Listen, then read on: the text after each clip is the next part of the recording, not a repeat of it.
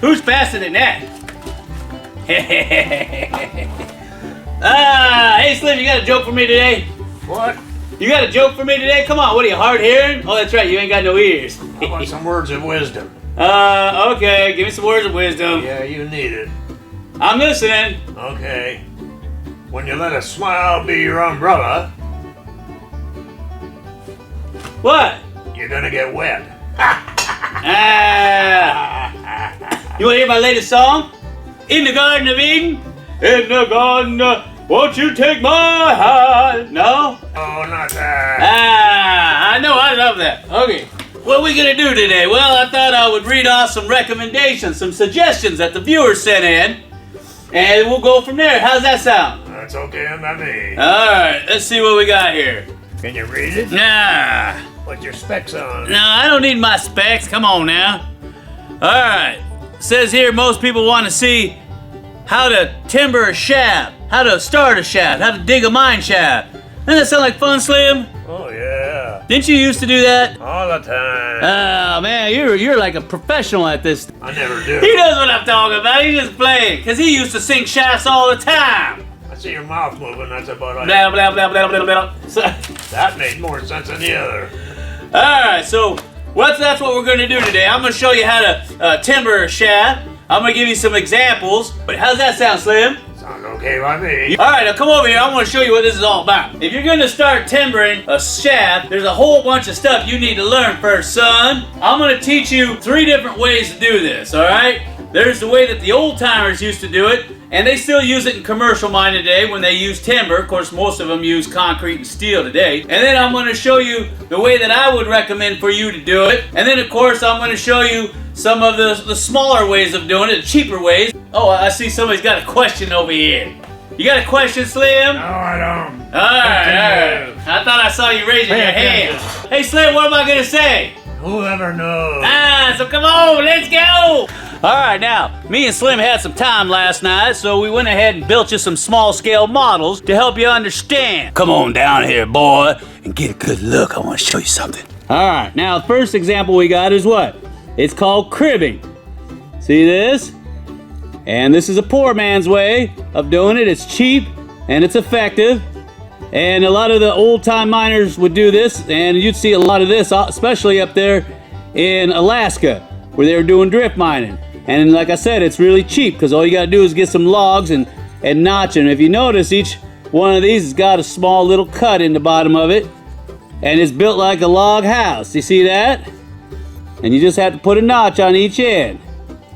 And then you work your way down. All right, now let's move on to number 2, shall we? All right, now this is number 2. I like this one. This is similar to the way that Slim has his mine. Well, you got your ladder and your ventilation tube there.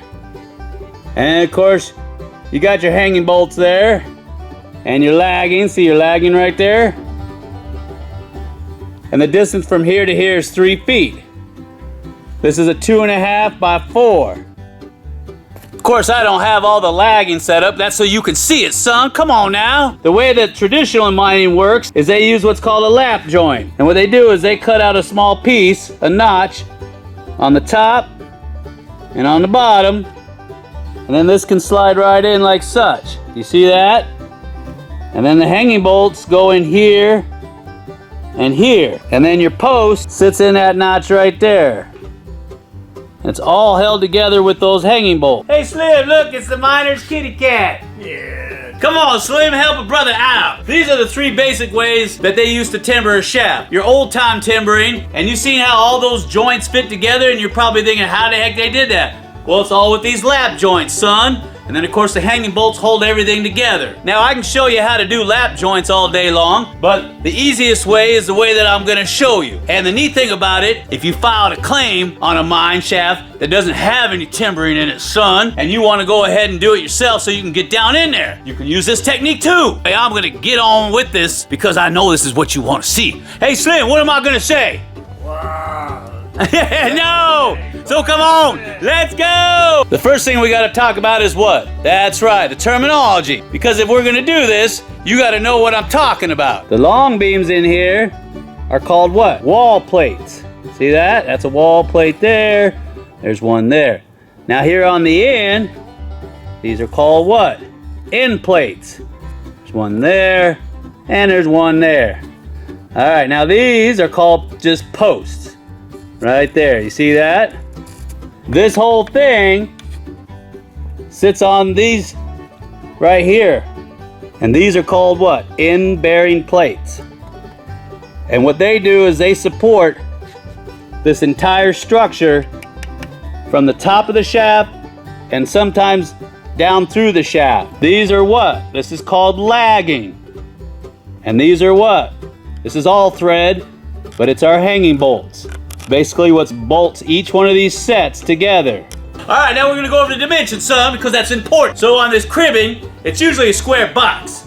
And it's what? 2 by 2, 3 by 3, or 4 by 4. And they're really easy to build. On these, they usually go by 4 by 2, or 5 by 3, or 6 by 4. Those are the really big ones. Now the one we built here is the scale. So what is it? Well, it's actually a 2.5 by 4. So it's 2.5 across by 4. And this is the clearance on the inside. This is not on the outside. Remember that. Shafts are measured by what's called in the clear. And that's what's here in between. Between here and here, not on the outside, okay? The timbers we're using today are 4 by 6s. They should be 6 by 6, but we can get away with a 4 by 6. Now with a 4 by 6, I can build something small like this, which is a 2.5 by 4. If I start getting any bigger than that, I should have 6 by 6. If I get bigger than that, it should be what? 8 by 8. You see how the size of the shaft dictates the size of the timber, son? The other important thing is the distance from here to here. The maximum distance that should be between those two beams is 5 feet. No more than that. So I recommend if you're gonna be building one of these, using 4 by 6 timber, that your sets are no further apart than 3 feet. All right, now on your ladders here, you should notch your 2 by 4s so that this rung can sit inside of this 2 by 4. If not, then you need to have a piece of wood in between each one of these rungs. Now, if you're timbering a shaft that's 5 by 3 or 6 by 4, I highly recommend you using what's called a divider. And a divider just sits in between and it creates a 2-compartment shaft. You can start digging your shaft. When you get about 4 feet down, then you can start timbering it, unless it's really, really soft. If that's the case, you're gonna need what's called a traveling set. Traveling set basically goes down with you, keeps the lagging, and of course all that soft sand back. Now if you're gonna be doing this, son, I highly recommend a nice chisel set. And these little boogers are gonna be used for making what? Lap joints, son, come on now, you know that. Now we went ahead and extended these out just a little bit further, so that the entire set could sit on this end bearing plate right here. And it sticks out 2 feet on each side, here and here. And there's a reason why we did that. Now here you can see where we left just enough room for the lagging. Here's the lagging right here. The reason why is that way you can put planking on down here. See that? Right on the outer edges there. Yeah. And that way you have something to stand on right there. All right, here's your first set. Second set. You're about what, 4 feet down in the ground? See those extra holes right there? All right, now you're down what, 6, 7 feet? You gotta put in another set. That's where these other holes come in. After you've gone down about 6 or 7 feet, if you're doing it this way, where each set is about 3 feet apart, then you're gonna do what? You're gonna hang your next set. You see that? There's your next set right there. It's hanging with those hanging bolts. You're gonna put those in first, and then you're gonna put your end plates on. And then after that, you're gonna put in your posts, and then your lagging. Now you use the inside holes to hang the next set. Something you gotta keep in mind, son, is that when you're putting your lagging on, you want your lagging just to go halfway down. Well, that way the next set of lagging has something to go on to. And then my lagging can go on right there, and then down below, I leave half of that 4 by 6 open so I can put more lagging on. All right, now, I need to discuss something else. What? The end plates here. Now, as some of you out there are smart enough, you probably thought, Jeff, what keeps the end plate from sliding all the way in? Now, well, I'm gonna tell you. These little guys right here, they're called cleats. You see that? They're just small 2 by 4s that are nailed in there, and it prevents these end plates from traveling in from pressure. All right, now you can understand why I've got 2 holes there. You see that? Because as I go down, I'm gonna alternate from side to side on my hanging bolts. You see that? Oh yeah. All right, another thing I gotta cover. I know it's a lot, but just bear with me. If you want to do this right, son of Jim, you better do what I say. If you're going to be digging your shaft on flat ground, where are you going to put the waste material? And it's called a mine dump, not a tailing pile. Mills make tailing piles, mine make mine dumps. What are you going to do, son of Jim? Well, you're going to do what they always did back in those days. You're just going to have to build another set up. It's going to have to come up to about here. It's about 5 feet up. You just bolt on another set. And then by doing that, you have a platform around it. And then that way you have somewhere to dump all your mine dump, all your waste rock. And that's what they did back in the old days. Now, if you have a hill on the side somewhere, you could just dump it off to the side and not even worry about building up another set. You can just go on your merry way. Ooh, don't that look nice? Oh yeah! Now, you plan on doing this, you better plan on using a whole lot of lumber, son of Jim. Woo-wee, Slim. You're working the heck out of me. Why are you doing that to me? Huh? Why? What do you mean? That's all he ever says anymore. All right, man. I don't know about you, Slim, but I'm tired. I can go to get something to wet my whistle. What do you want? What do you want to drink? How about a Pepsi? A Pepsi? I'll take an iced tea with lemon, because I love that. All right, well, we're going to get on out of here. I know you wanted to see me put all this together on a full scale, but that's going to be in the next video, because it just takes too much time, huh, Sonny Jim? That's right. That's right. Sonny chum. Hey, Sonny chum. So we're going to get on out of here. So until next time, this is Jeff Williams and who? Slim. That's right. You better know your name.